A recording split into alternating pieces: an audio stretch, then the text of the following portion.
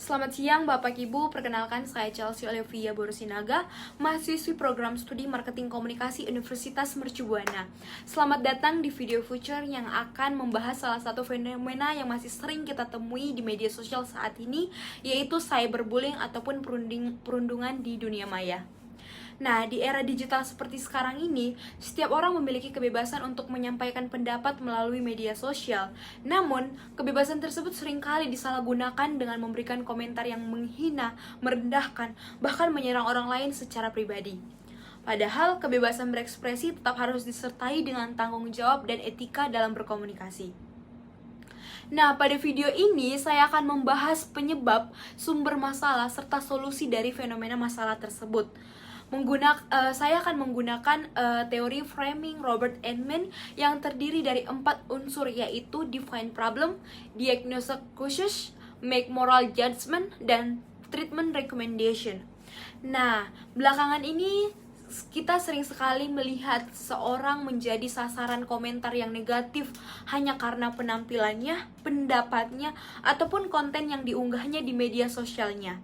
Nah, singkat, ribuan komentar bernada menghina dapat menyebar dan memberikan dampak buruk terhadap kondisi mental korban.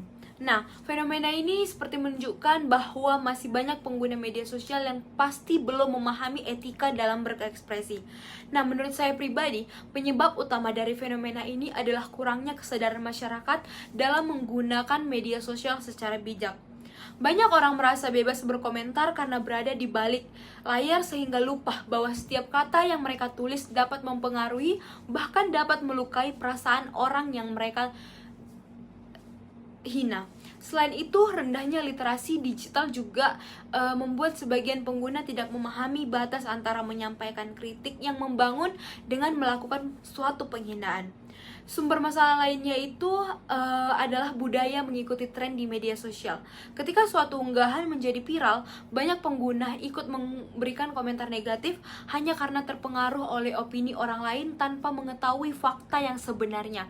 Nah, hal ini diperparah lagi dengan adanya akun anonim yang membuat sebagian orang merasa tidak bertanggung jawab atas apa yang mereka tulis. Nah, jika dianalisis menggunakan teori framing Robert Eggman ini, unsur pertama yaitu define problem ataupun mendefinisikan suatu masalah. Nah, permasalahan utama dalam kasus ini adalah penyalahgunaan kebebasan berekspresi di media sosial yang berujung pada cyberbullying dan komentar yang tidak beretika. Unsur kedua adalah diagnose causes, yaitu mencari penyebab masalah. Penyebabnya itu berasal dari rendahnya literasi digital, kurangnya kesadaran mengenai etika komunikasi, budaya ikut-ikutan di media sosial, serta anggapan bahwa media sosial merupakan ruang bebas tanpa batas sehingga seseorang merasa dapat mengatakan apa saja tanpa memberikan dampaknya terhadap orang lain. Nah, unsur ketiga adalah make moral judgment, yaitu memberikan penilaian moral terhadap kasus tersebut. Dari sudut pandang etika, tindakan cyberbullying merupakan perilaku yang tidak dapat dibenarkan karena melanggar nilai-nilai moral, rasa hormat, dan tanggung jawab dalam berkomunikasi. Setiap orang memang memiliki hak untuk menyampaikan pendapat, tetapi hak tersebut tidak boleh digunakan untuk menyakiti, menghina, ataupun merendahkan orang lain. Nah, unsur terakhir adalah treatment recommendation, yaitu memberikan solusi. Solusi yang dapat dilakukan yaitu meningkatkan literasi digital agar masyarakat lebih memahami cara menggunakan media sosial secara bijak.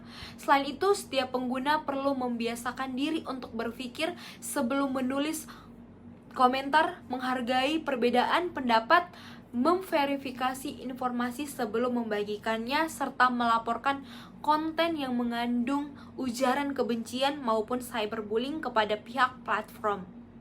Nah, sebagai pengguna media sosial, saya juga dapat memulai perubahan dari diri sendiri dengan menggunakan bahasa yang sopan, tidak mudah terpancing emosi, serta selalu mengingat bahwa di balik setiap akun media sosial terdapat manusia yang memiliki perasaan. Dengan cara tersebut, kita dapat menciptakan lingkungan digital yang lebih sehat, aman, dan saling menghargai.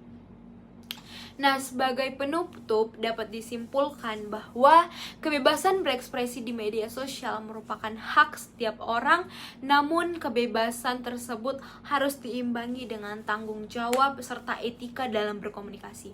Melalui analisis menggunakan teori framing Robert Eidman, kita dapat memahami bahwa cyberbullying bukan hanya persoalan komunikasi, tetapi juga persoalan moral yang membutuhkan kesadaran dari setiap pengguna media sosial.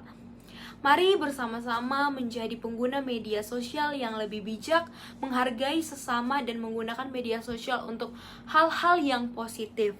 Saya Chelsea Olivia Borusinaga mengucapkan terima kasih telah menyaksikan video ini. Semoga kita sama-sama bisa bijak lagi dalam berekspresi dalam menggunakan media sosial.